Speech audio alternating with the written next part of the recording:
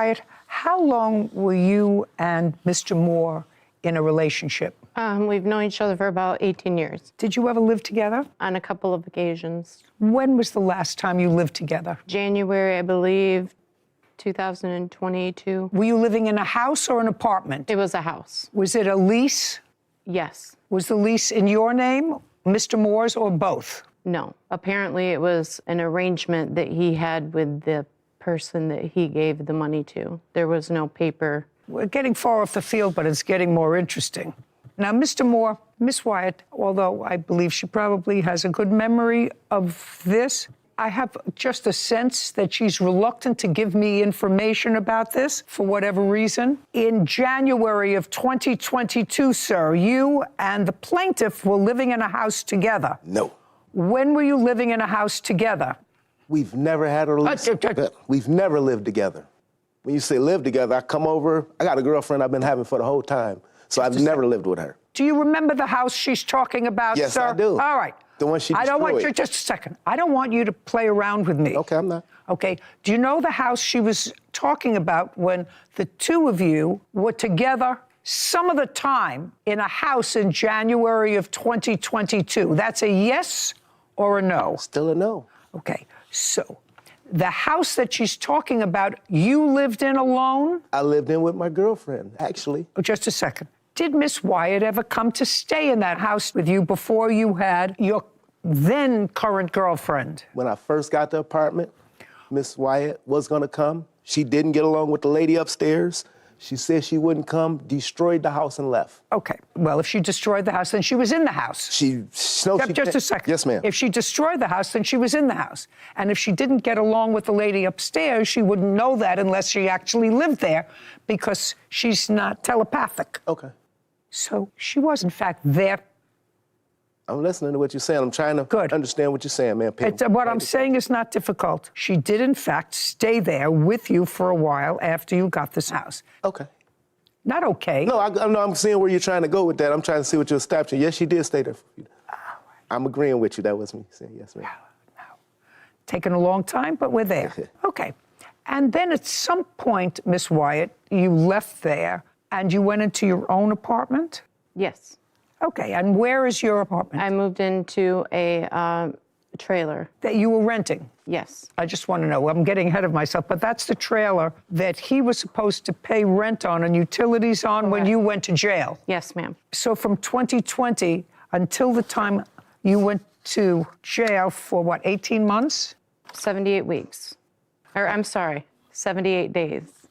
What did you go to jail for? In 2018, I received a, I'm sorry. Just a second. 2018, you had a conviction. Yes, I ended up serving the time in 2022 for theft. Correct. I stole Thanksgiving dinner, ma'am. Are you sure? It sounds like 78 days is a lot. Were you on probation first? Yes. Did you take a plea in that case? Yes. Okay. And as part of the plea, you were placed on probation? Correct. What was the crime that you pled guilty to? I want to understand this. What, was it petty theft? Was it grand larceny? What was it? No, it was retail fraud / shoplifting for $170. Okay. That's what it's. And you were placed on probation? Yes. Why was your probation violated? Because that clearly was why you went to jail for 78 days, not because of an old crime, but because you violated probation. I wasn't keeping in contact with my probation officer like I was supposed to. Okay. So this case is about the fact that you asked Mr. Moore, who you knew for a long time, to take care of your expenses, your bills, while you were incarcerated, and you gave him your phone. Yes. Your phone had the wherewithal, and he understood that because he acknowledges he used it to take money out of your bank account and pay bills, et cetera, with it. And you acknowledge that she gave you her phone for that purpose. She gave me her phone not to pay bills, but to give her commissary and to keep up with her stuff. Pay her bills, some to put in her commissary, and the last thing you said was pay her bills and... Put money in her commissary and keep up with some stuff. That's the keeping up with some stuff is what we're talking about here, sir. Keeping up with what stuff? Phone bill, I mean... Just a second. Go ahead. Now it's going to get difficult. Okay, I'm listening. Do you understand? I know you are, sir. Keeping up with other stuff. Phone bill. She bought a... Jump. I'm sorry, I'll wait till you What ask the else? question. Phone bill? She ended up buying a computer at that time. No, I'm asking you. So, no, I'm telling you, that came off the monies that was there. She was incarcerated. So as a lot of things just come off the phone as a bill, like... No, I'm asking you what you... What did I? What you were supposed to take care of. It was never etched out. And what I'm saying is she wanted me to stay at her house while she was gone. And that was a means for her to keep in touch with me or keep in contact Okay, no. That's something that I didn't get out of this. So she wanted you to stay in her trailer, because she was living in a trailer at the time while she was incarcerated. Yep. Where had you been living? At my house. That's where I currently live now, with my girlfriend. With your girlfriend. She wanted you to stay in her trailer? Yeah. With your girlfriend? No, she wanted me to be there so she can keep up with me. That was a means of me having her phone and being in her car and being other thing would be a way for her to keep up with me while she was incarcerated. And did you like that idea, Mr. Moore? Not Just really. a second. No. I mean, did your girlfriend like that idea? Not at all. So why didn't you say to her, I don't want your phone and I don't want any responsibility? Shh, listen to me. I'm living with my girlfriend. We're not an item anymore. And I don't want that tie because my girlfriend knew that I was staying sometimes in your trailer and not being home. That wouldn't be a good thing. So I'm not going to take your phone. Find somebody. Who are you? Andrew Porter. I'm her son. You're her son. Mm-hmm. Is there anything wrong with you? No. Do you talk to your mother? Yeah. Yes. Do you work? Yes. Yeah. So your mother could have given you her phone and said, pay the bills. Yes, yeah. Yeah, right? Yes. You can stand next to your mother. It's getting more fascinating by the moment.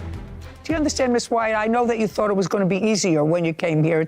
No, I did not. But I'm very glad, because I have a feeling I could scratch the surface and I'd find more dirt. The more I scratched. You would. The more I scratched. Well, I have no intention of spending my life on this nonsense, because now I see that you have a perfectly normal child, an adult child, to whom you could have assigned the task of paying your bills. And I assume that you trusted him more than you trusted this guy who seems to have a girlfriend, but then, it can be convenient. He can go here. It's never painted that way when it's in the midst of things, but he... Yeah, I also work out of state. What? I work out of state. I'm like a field engineer, so I'm only in Michigan maybe a couple weeks at a time. That's okay. I mean, Paying your bills doesn't mean that you have to be in Michigan. You can pay your bills, and you could have done all of those things, except anyway, this is your case.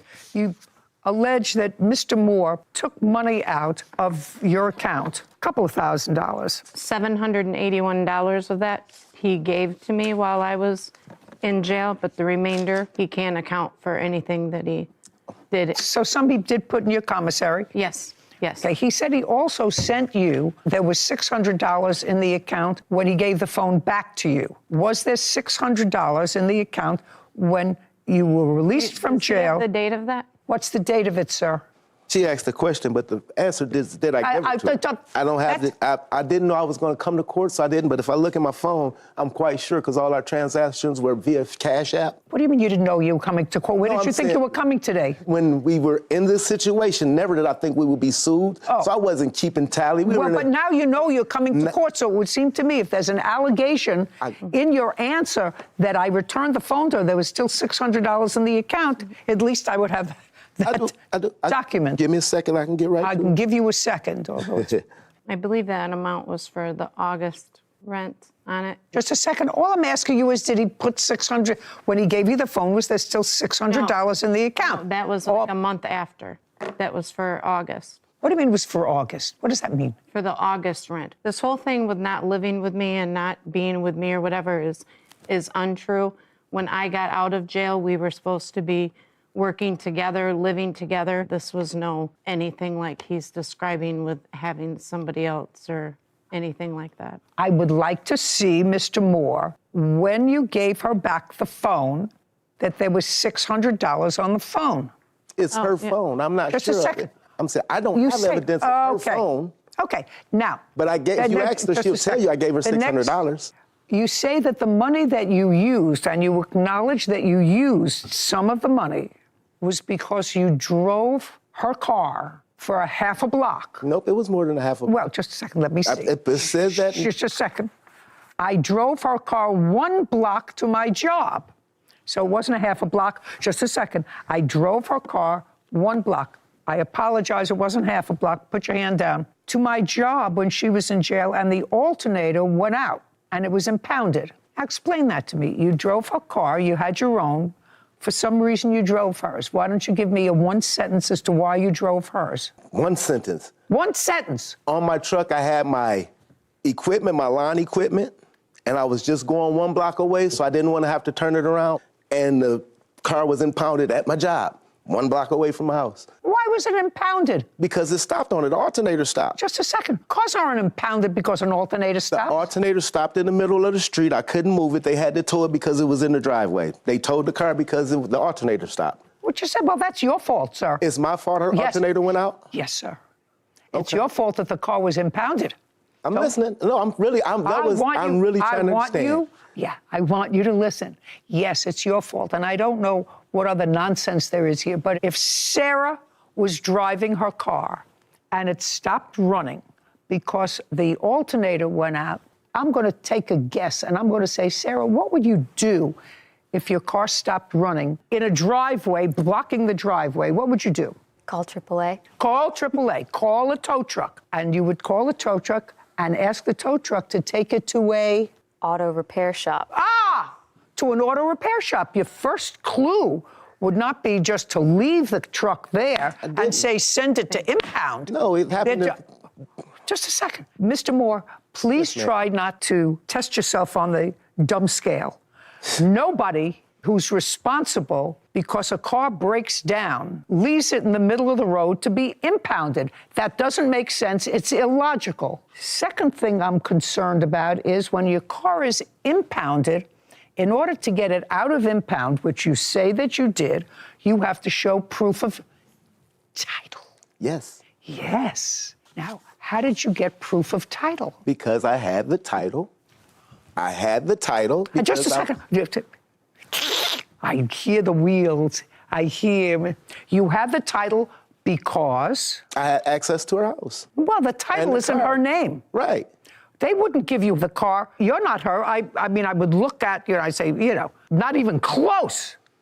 Unless she gave you authorization in writing to get the car out for her, no impound service is going to let you take her car because anybody can pick up a title and say, I want that car out. Do you understand? Yes, ma'am. Okay.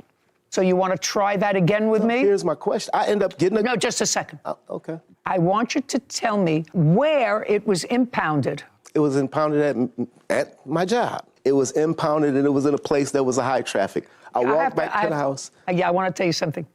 You wouldn't know the truth if it came up and slapped you in the face, Judge Judy? Mr. Moore. That's what happened. You wouldn't know the truth if it came up and slapped you in the face and introduced itself to you. Okay. Now, how much did it cost to get the car out of impound? It cost me $1,000 total. No, it didn't cost you anything because you took it out of her phone. Didn't cost you. It cost $1,000. To get it insured, retitled, so I could have the ability to get the car out. Well, how did you get her name on the title?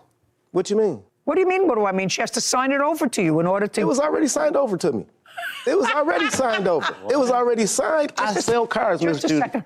You don't sell cars. You just told me that your car broke down on the way to your place of business. Yeah, to my job. On your job, and your job is not an auto mechanic or salesman for a car service, which is what you told me. I sell cars, Miss Judy. That's why the title was turned over to me, signed over, and I managed to get the car titled in my name. You want to try this on for me? Judge Judy, I'm sorry, I didn't mean to disturb you, but I was in a situation where it was impounded. They were charging $30 every single day, and she would have lost her car. So just say you... Just a second. No, I didn't. Just a second. I didn't forge anything. Well, you had to have forged something, sir.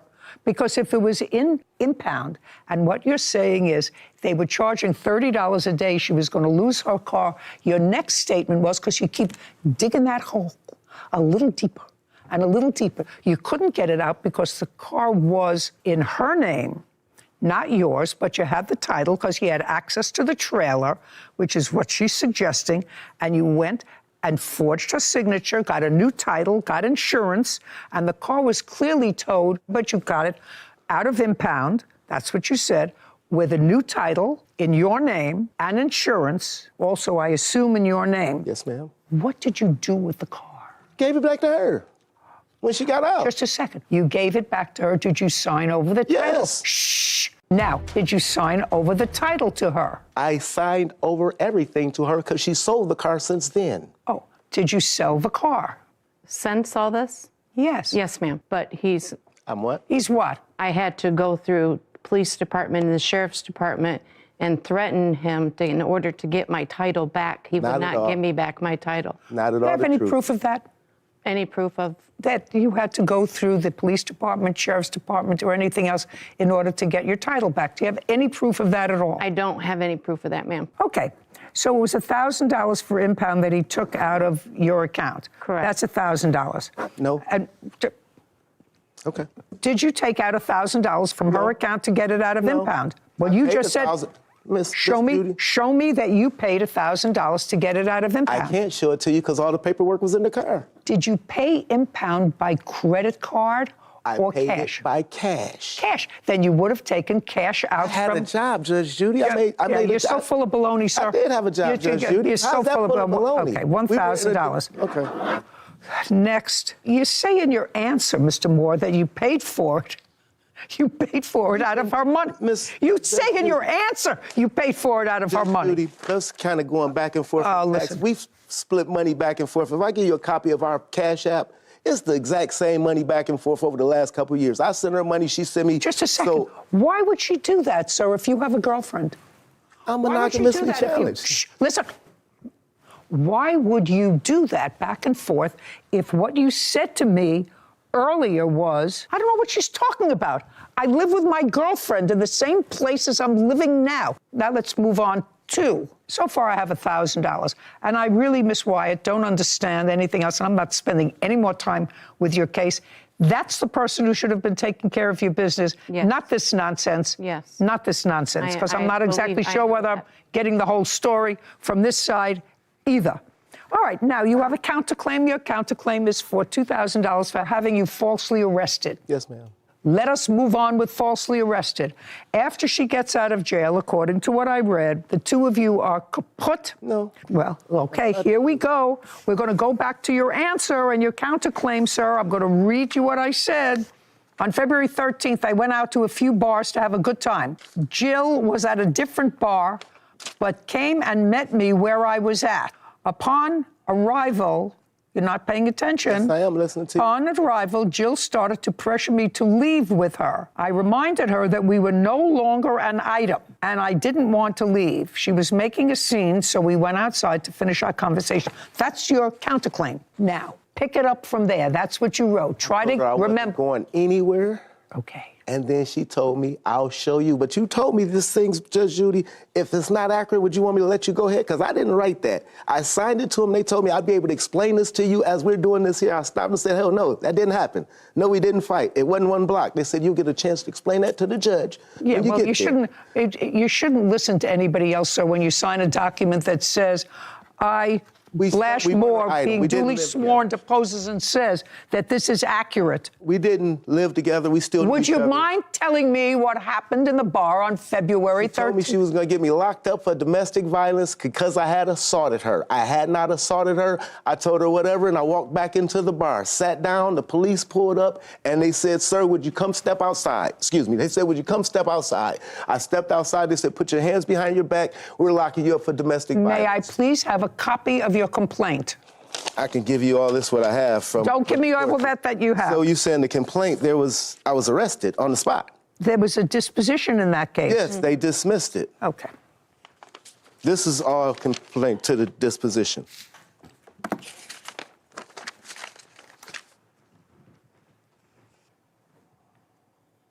Oh, here we go. The case was dismissed in the interests of justice because you agreed to pay her restitution for, just a second. Yep.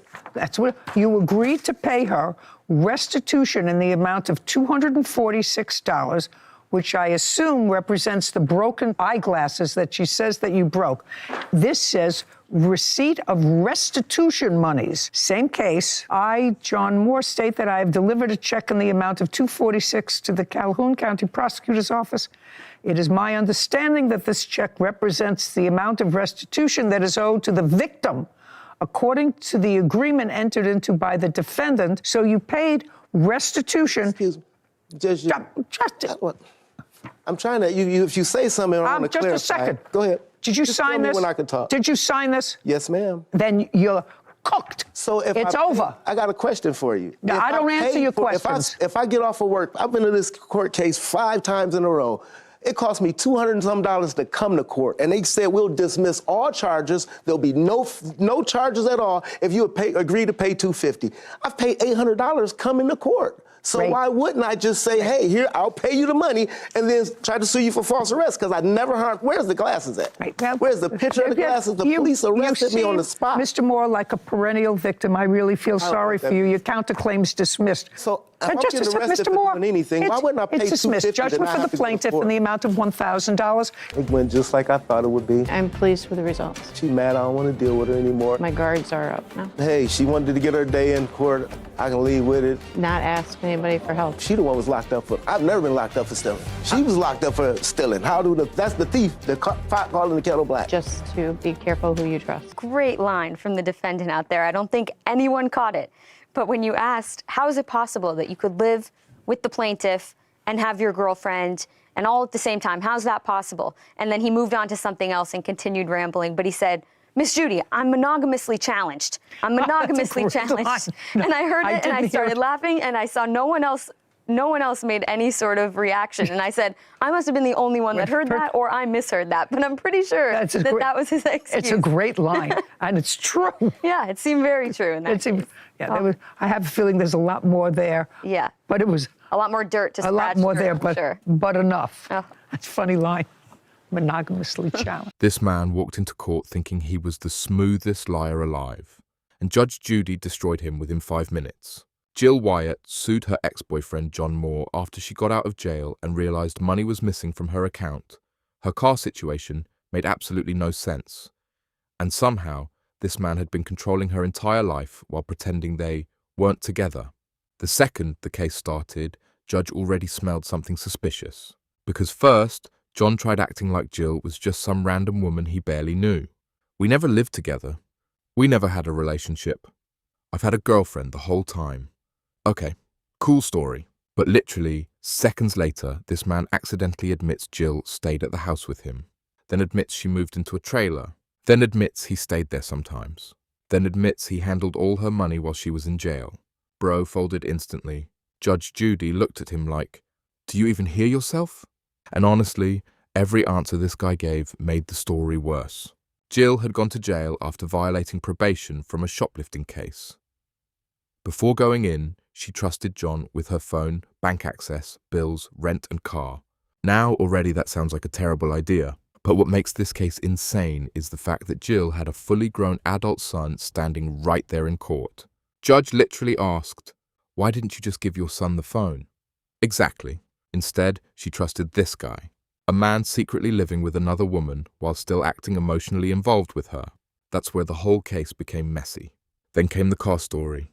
And this is where John completely buried himself. According to him, he drove Jill's car 1 block to work because he didn't want to turn his truck around. 1 block. Then suddenly the alternator died. Then somehow the car got impounded. Then somehow he magically got the title. Then somehow he magically got insurance. Then somehow the car ended up in his name. What? Judge Judy immediately called it out. Cars don't get impounded because an alternator stops. Exactly. Normal people call AAA. This man acted like the government immediately kidnapped the vehicle the second it stalled. And then Judge asked the most important question. How did you get the car out of impound if the title wasn't in your name? Silence. Buffering. Sweating. Because now the whole courtroom realized what probably happened. This man likely forged paperwork, transferred the title while Jill was locked up, insured the car under himself, and hoped nobody would question it later. And when Judge Judy started cornering him, he started changing careers every 30 seconds. I sell cars. I'm a field engineer. I had equipment. I had cash. This man was generating random backstories like ChatGPT with no internet connection. Then came the most savage line of the entire episode. Judge Judy looked him dead in the face and said, "You wouldn't know the truth if it came up and slapped you in the face." Absolute destruction. But honestly, Jill wasn't innocent either. Because the more this case continued, the more obvious it became these two were still secretly emotionally involved while pretending they weren't. Sharing money, sharing cars, sharing phones, still seeing each other, still arguing like a married couple. Toxic doesn't even begin to describe it. And then John tried filing a counterclaim saying Jill falsely got him arrested for domestic violence. Bad move. Because Judge immediately pulled out court documents showing this man already agreed to pay restitution money for broken glasses connected to the arrest case, meaning he basically admitted responsibility already. Once Judge saw the signed paperwork, it was over. Then you're cooked. That line was brutal.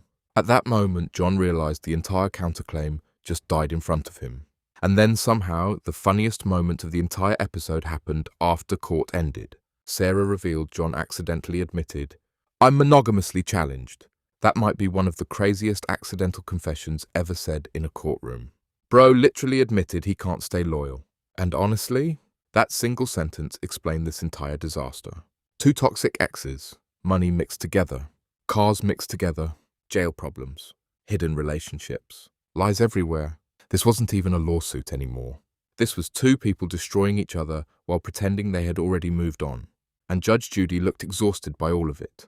At the end of the day, Jill won $1,000. John lost his counterclaim completely. And everybody watching learned the same lesson. Never give your ex access to your money, your car, your phone, your bills, your life, or your freedom. Because once toxic people get access to all of that, your entire life becomes a courtroom episode. If you enjoyed this ultra-realistic courtroom breakdown and want more savage Judge Judy reactions, insane toxic relationship cases, and brutal courtroom roasts, make sure you support the channel, hit like, subscribe, and turn on notifications so you never miss the next courtroom disaster.